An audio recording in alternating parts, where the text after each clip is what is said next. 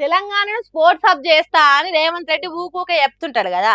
అన్నట్టే తన సర్కార్లో ఆటలకు పెద్దపీట వేస్తున్నాడు. స్పోర్ట్స్ యూనివర్సిటీ షురూ చేసిండు. గురుకుల పాఠశాలల్లో ఆటలు ఖచ్చితంగా ఉండాలని ఆర్డర్ వేసిండు. ఇగో ఇప్పుడు ప్రపంచ ఫుట్బాల్ ఆటగాడు లియోనెల్ మెస్సీని హైదరాబాద్ కు తీసుకొస్తున్నాడు. ఉత్తగా తీసుకొచ్చడే కాదు, మెస్సీ తోటి ఫుట్బాల్ మ్యాచ్ కూడా ఆడబోతున్నాడట సీఎం రేవంత్ రెడ్డి. అంటే తెలంగాణ పబ్లిక్ కు ఫుట్బాల్ ఆట మీద మనసు పడేటట్టు, మంచి మంచి ఆటగాళ్ళు బయటకు వచ్చేటట్టు చేసే ఉపాయం చేస్తున్నాడట.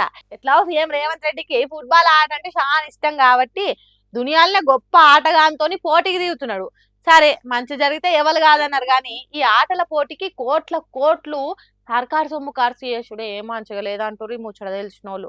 అప్పట్లో ఫార్ములా ఈ రేసు కార్ల పోటీలు హైదరాబాద్ లో పెడితే దానికి అప్పుడు ఆగమాగం చేసిండ్రు కాంగ్రెస్ పార్టీలు. మరి ఇప్పుడు మీరు చేసేది ఏంది అని అడుగుతున్నారు. సీఎం రేవంత్ రెడ్డి సొంత కోరిక కోసం సర్కారు సొమ్మును ఖర్చు చేస్తున్నారు. దీంతో తెలంగాణ కొరిగేది ఏముండదు. రైతులకు, నిరుద్యోగులకు, మహిళలకు చేయాల్సిన పనులు చేయకుండా ఈ ఆటలాడేంది, అందగతల పోటీలు పెట్టుడేంది అని మాట్లాడుకుంటున్నారు తెలంగాణ పబ్లిక్. ఏందో ఏమో పోన్రి.